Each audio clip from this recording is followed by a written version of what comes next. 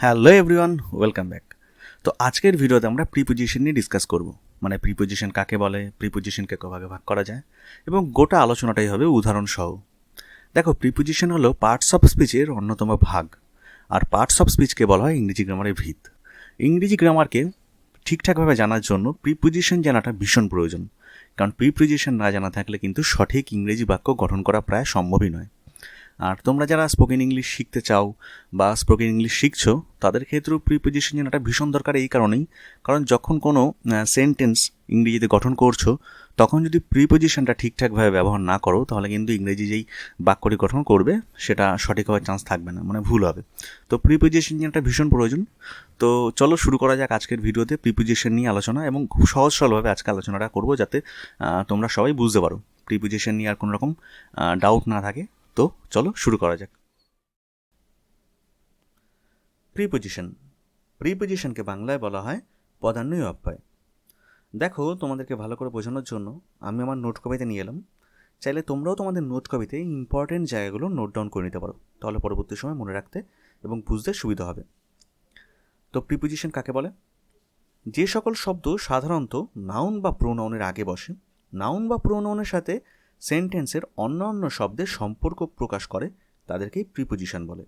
যেমন on, in, under, beside, to, after, around, with প্রভৃতি। তো বাক্যের মাধ্যমে উদাহরণটা দেখে নিই। He is waiting for the train. সে ট্রেনের জন্য অপেক্ষা করছে।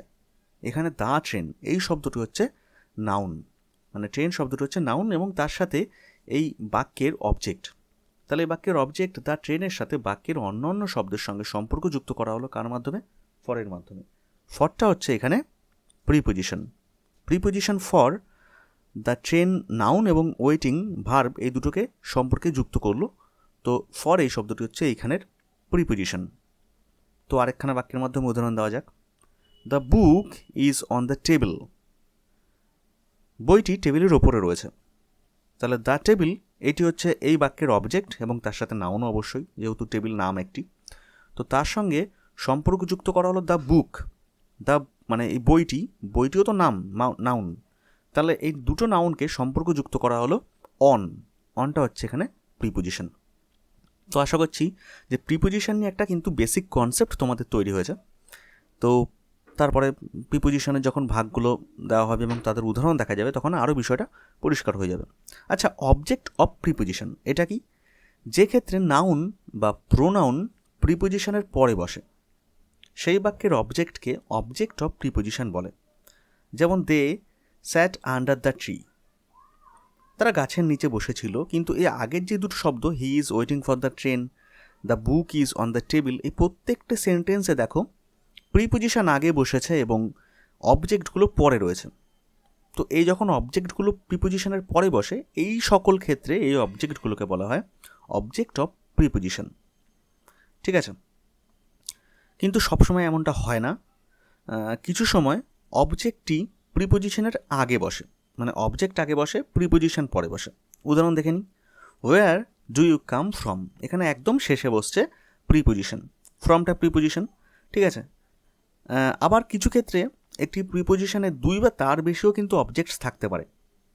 মানে এতক্ষণ আমরা যে উদাহরণগুলো দেখলাম, মানে বাক্যের মাধ্যমে যে উদাহরণগুলো দেখলাম, সেন্টেন্সের উদাহরণ, প্রত্যেকটাতেই প্রিপোজিশনের সাথে একটা করে অবজেক্ট আমরা দেখেছি। মানে হি is waiting for the train একটাই অবজেক্ট ছিল, কিন্তু সব ক্ষেত্রে এমন হয় না। অনেক ক্ষেত্রে প্রিপোজিশনের দুই বা তার বেশি অবজেক্টস থাকে। উদাহরণ দেখি। They are building a new road between Kolkata and Digha. তারা কলকাতা এবং দীঘার মধ্যে নতুন একটি রোড বা রাস্তা তৈরি করেছে বা করছে। তো এই ক্ষেত্রে দেখো, বিটুইন শব্দটি হচ্ছে প্রিপোজিশন, কারণ বিটুইন শব্দের মাধ্যমে এখানকার যে অবজেক্ট, মানে এখানে দুটো অবজেক্ট রয়েছে, কলকাতা অ্যান্ড দীঘা, দুটো নাম বা নাউন, তার সঙ্গে সম্পর্কযুক্ত করেছে বাকি ওয়ার্ডগুলোর, মানে এই সেন্টেন্সের বাকি ওয়ার্ডগুলোর সঙ্গে সম্পর্কযুক্ত করেছে বিটুইন সম্পর্কযুক্ত করলো কলকাতা অ্যান্ড দীঘার মধ্যে, দীঘার সাথে বাকি শব্দগুলোর। তো এখানে বিটুইনটা হচ্ছে প্রিপোজিশন, কিন্তু এখানে প্রিপোজিশনের দুটো কী রয়েছে, অবজেক্টস রয়েছে, কলকাতা অ্যান্ড দীঘা। ঠিক আছে, তো এবার চলে আসছি আমরা প্রিপোজিশনের ভাগগুলো নিয়ে, মানে প্রিপোজিশনকে কভাগে ভাগ করা যায় সেই দিকগুলো নিয়ে। তো টাইপস অফ প্রিপোজিশন, আজকের ভিডিওতে আমরা প্রিপোজিশনের 9টি ভাগ নিয়ে আলোচনা করব। তো দেখে নিই কী ভাগ।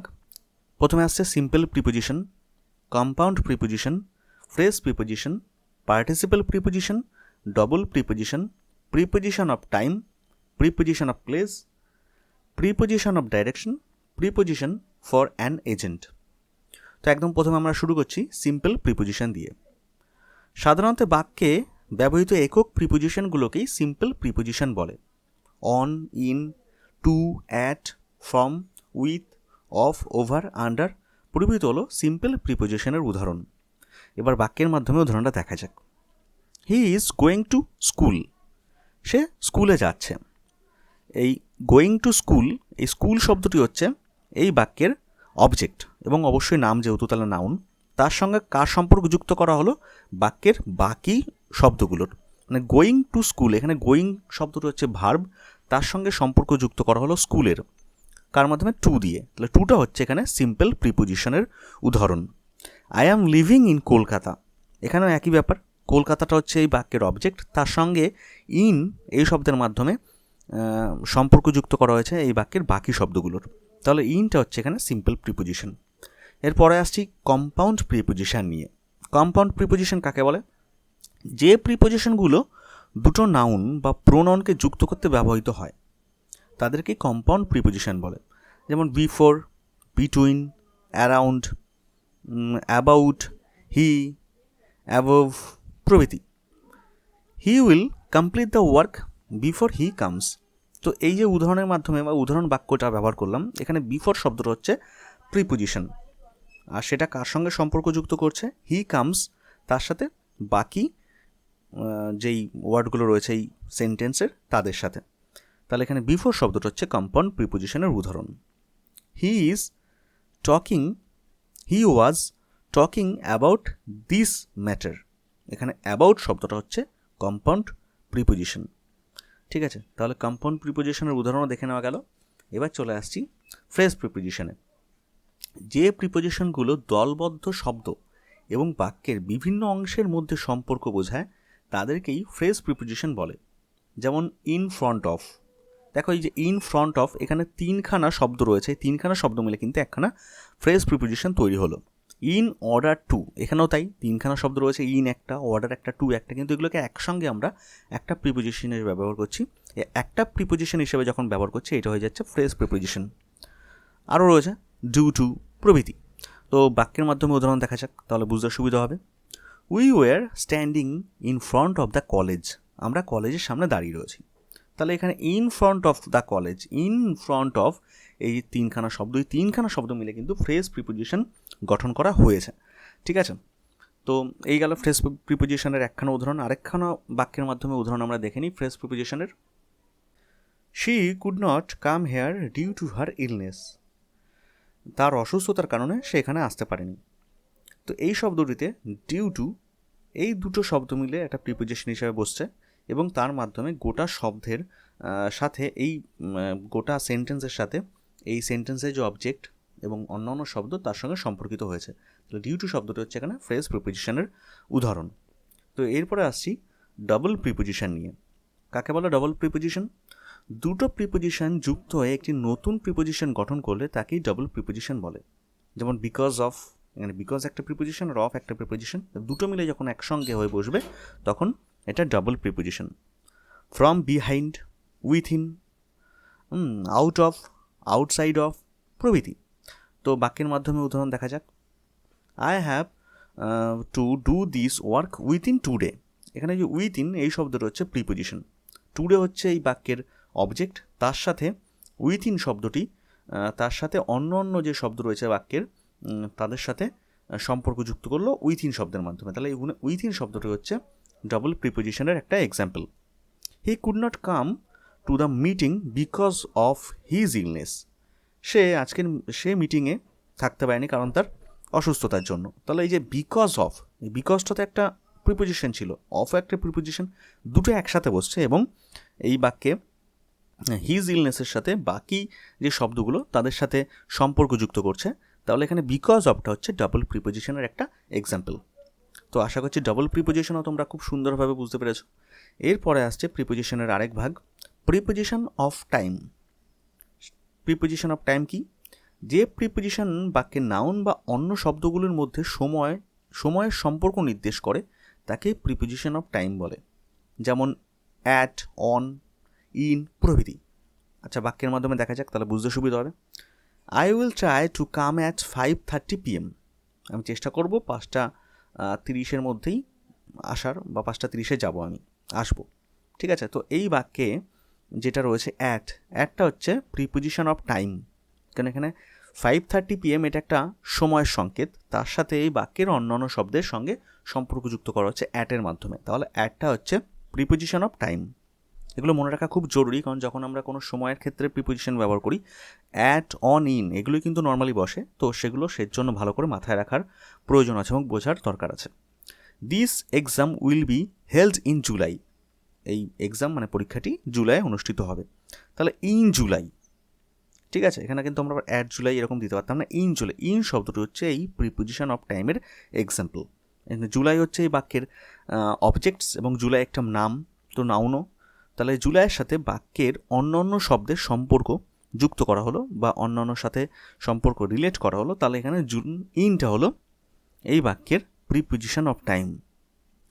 তারপরের প্রিপোজিশনের ভাগ নিয়ে আমরা আসছি। তাহলে তার পরের ভাগ রয়েছে প্রিপোজিশন অফ প্লেস। যে প্রিপোজিশনগুলো কোনো কিছুর অবস্থান বা স্থান নির্দেশ করে তাকে প্রিপোজিশন অফ প্লেস বলে, যেমন on, in, at, over, behind প্রভৃতি। দেখো এখানে অন, আবার প্রিপোজিশন অফ টাইমেও অন, ইন, অ্যাট এগুলো ছিল, কিন্তু ওগুলো আমরা সময়ের ক্ষেত্রে ব্যবহার করেছিলাম, মানে যখন কোনো কিছু সময় বোঝানোর জন্য, যেমন 5:30 PM যখন বলেছিলাম ওই বাক্যের উদাহরণ হিসাবে, একটা সময়ের অবস্থান ছিল। আবার জুলাই একটা মাসের কথা বলা হচ্ছিলো, সেটাও আসবে, মানে সেটাও সময় বোঝানো হচ্ছিলো, সেই জন্য ওগুলো প্রিপোজিশন অফ টাইম হিসেবে ব্যবহার করছিলাম। আর এখানে প্রিপোজিশন অফ প্লেসের যে example on, in, at, over, এগুলো আমরা কোনো কিছু জায়গা বা স্থান তার নামের আগে ব্যবহার করব বোঝানোর জন্য। তাহলে দুটো একরকম প্রিপোজিশন শোনা গেলেও কিন্তু এর ব্যবহারটা আলাদা হচ্ছে। সেই জন্য অনেক ক্ষেত্রে এই প্রিপোজিশন অফ টাইম বা প্রিপোজিশন অফ প্লেস এগুলোর উদাহরণ খুব একটা দেয় না, সিম্পল প্রিপোজিশনের মধ্যে এগুলো পড়ে যায় অনেক ক্ষেত্রেই, সেই জন্য সিম্পল প্রিপোজিশন দিয়েই বুঝিয়ে দেয়। যেহেতু আজকে আমরা প্রিপোজিশনের ডিটেলসে বোঝানোর চেষ্টা করছি, তাই প্রিপোজিশন অফ টাইম এবং প্রিপোজিশন অফ প্লেস, এবং এরপরে যখন আসবো আমরা প্রিপোজিশনের আরও ভাগগুলো, সেগুলো কিন্তু সেই কারণেই বলা, যেহেতু ডিটেলসে বোঝানোর জন্য। মানে প্রিপোজিশন অফ ডাইরেকশন বা প্রিপোজিশন ফর অ্যান এজেন্ট, এগুলো যখন আমরা ডিসকাস করব, সেগুলো কিন্তু অধিকাংশ ক্ষেত্রে সিম্পল প্রিপোজিশন বা প্রিপোজিশনের যে আগে মেন ভাগগুলো ছিল তাদের মধ্যেই পড়ে যাচ্ছে, কিন্তু যেহেতু ডিটেলসে বোঝাতে চাইছিলাম তোমাদেরকে, তাই এগুলোকে উল্লেখ করা হচ্ছে। তো চলে আসছি এরপরে প্রিপোজিশন অফ প্লেস নিয়ে। যে প্রিপোজিশনগুলো কোনো কিছুর অবস্থান বা স্থান নির্দেশ করে তাকেই প্রিপোজিশন অফ প্লেস বলে, on, in, at, over, behind প্রভৃতি। বাক্যের মাধ্যমে উদাহরণ দেখা যাক। He lives in Kolkata. কলকাতাটা একটা শহরের নাম এবং জায়গার নাম, যেহেতু শহরের নাম মানেই, তাহলে তার আগে আমরা ইন দিলাম। ইনের সাথে হি লিভস ইন কলকাতা, সে কলকাতায় বাস করে। তাহলে কলকাতার সাথে হি লিভস, এই শব্দটির সম্পর্ক যুক্ত করা হচ্ছে ইন দিয়ে, তাহলে ইনটা হচ্ছে preposition of place. The boy was standing behind the tree. ছেলেটি কোথায় দাঁড়িয়ে আছে? দ্য বয় ওয়াজ স্ট্যান্ডিং, ছেলেটি দাঁড়িয়েছিল, বালকটি দাঁড়িয়েছিল গাছের পেছনে, তাই তো, গাছটির পেছনে। তাহলে দ্য ট্রি এটি হচ্ছে এই বাক্যের অবজেক্ট। এই অবজেক্ট দ্য ট্রি এর সাথে বাক্যের অন্য শব্দের সাথে সম্পর্ক যুক্ত করা হলো বিহাইন্ড দিয়ে। হ্যাঁ, বালকটি কোথায় দাঁড়িয়েছিল? গাছের পেছনে। বিহাইন্ড শব্দটি হচ্ছে এখানে প্রিপোজিশন অফ প্লেস। তো আশা করছি প্রিপোজিশন অফ প্লেসটাও বোঝা গেল। এরপরে আসছে প্রিপোজিশনের আরেক ভাগ, প্রিপোজিশন অফ ডাইরেকশন নিয়ে। তো সেটা আবার কি? যে প্রিপোজিশন কোনো কিছুর দিক নির্দেশ করে তাকেই প্রিপোজিশন অফ ডাইরেকশন বলে, যেমন in, on, under, over, left, right প্রভৃতি। বাক্যের মাধ্যমে উদাহরণ দেখা যাক, তাহলে বুঝতে সুবিধা হবে বিষয়টি। The cat is sitting on the chair. এখানে অন শব্দটি হচ্ছে প্রিপোজিশন অফ ডাইরেকশন, ও চেয়ারের উপরে বসে রয়েছে। The cat is sitting on the chair. The cat মানে বিড়ালটি বসে রয়েছে কোথায়? বিড়ালটি চেয়ারের উপরে বসে রয়েছে। এটাও তো একটা দিক, ওপর দিক, নিচের দিক, ডান দিক, বাম দিক, উত্তর, দক্ষিণ। যখন এই বিষয়গুলোর মধ্যে আমরা আসবো, তখন সেগুলো প্রিপোজিশন অফ ডাইরেকশনের মধ্যে পড়বে। সেই প্রিপোজিশনগুলো। তাহলে এখানে অনটা হচ্ছে প্রিপোজিশন অফ ডাইরেকশন, কিন্তু এই অনকে আমরা কোনো ক্ষেত্রে সিম্পল প্রিপোজিশন হিসেবে ব্যবহার করে এসেছি, কোনো ক্ষেত্রে প্রিপোজিশন অফ টাইম হিসেবে ব্যবহার করেছি, কোনো ক্ষেত্রে প্রিপোজিশন অফ প্লেস হিসেবে ব্যবহার করেছি, আবার এখন দেখছি প্রিপোজিশন অফ ডাইরেকশনের উদাহরণেও। আরেকখানা বাক্যের মাধ্যমে উদাহরণ দেখা যাক। The school is situated on the left side of the town. তাহলে এখানে লেফট, এই লেফট শব্দটাও কিন্তু প্রিপোজিশন অফ ডাইরেকশনের একটা উদাহরণ। তো এবার আসছি প্রিপোজিশন ফর অ্যান এজেন্টের দিকে, মানে পরের ভাগ প্রিপোজিশন ফর অ্যান এজেন্ট নিয়ে। যে প্রিপোজিশন কোনো কাজ ও কাজ সম্পাদনকারীর মধ্যে সম্পর্ক নির্দেশ করে তাকেই প্রিপোজিশন ফর অ্যান এজেন্ট বলে, যেমন উইথ, বাই প্রভৃতি। আচ্ছা, বাক্যের মাধ্যমে উদাহরণ দেখা যাক। I like to go there with you. With you, এখানে ইউ শব্দটি হচ্ছে প্রোনাউন আর এই বাক্যের অবজেক্ট, তার সাথে সম্পর্ক যুক্ত করা হলো উইথ দিয়ে বাক্যের বাকি শব্দগুলোর। তাহলে এখানে উইথ শব্দটি হচ্ছে preposition for an agent. With দিয়ে আমরা নিশ্চয়ই কোনো ব্যক্তির বোঝাবো, মানে ব্যক্তির সঙ্গে যখন রিলেট করবো কাউকে তখনই তো উইথটা দেবো। তাহলে উইথ হলো প্রিপোজিশন ফর অ্যান এজেন্টের example. He likes to read the books written by Tagore. এখানে টেগোর বলতে রবীন্দ্রনাথ ঠাকুরের কথা বলা হয়েছে, সেটা আলাদা করে বলার কিছুই নেই। তাহলে সে রবীন্দ্রনাথ ঠাকুরের লেখা বা ঠাকুরের লেখা বই পড়তে পছন্দ করে। তাহলে এখানে বাই টেগোর, টেগোর তো একজন মানুষ, এবার তাকে বোঝানোর জন্য আমরা বাই শব্দটা দিয়ে এই বাক্যের অন্য অন্য শব্দের সাথে সম্পর্কযুক্ত করলাম। তাহলে বাই শব্দটি হচ্ছে এখানে প্রিপোজিশন ফর অ্যান এজেন্ট। তো আশা করছি প্রিপোজিশনের আজকের ভিডিওটা তোমাদের অনেক হেল্প করবে, মানে প্রিপোজিশন নিয়ে তোমাদের ডাউটস এবং কোনো প্রশ্ন থাকলে সেগুলো নিশ্চয়ই দূর হবে। তারপরেও যদি কোনো প্রশ্ন বা ডাউটস থেকে থাকে তাহলে তোমরা কমেন্ট বক্সে কমেন্ট করে জানাও, সেটা নিয়ে নিশ্চয়ই সেই মানে তোমাদের ডাউটসগুলো সলভ করার চেষ্টা করব অন্য একটি ভিডিওতে। তো আজকের মতো এখানে শেষ করছি। আর যারা চ্যানেলটি এখনও সাবস্ক্রাইব করোনি তারা চ্যানেলটি সাবস্ক্রাইব করে নিও, পাশে থেকো, ভালো লাগলে লাইক এবং শেয়ার করো। Thank you.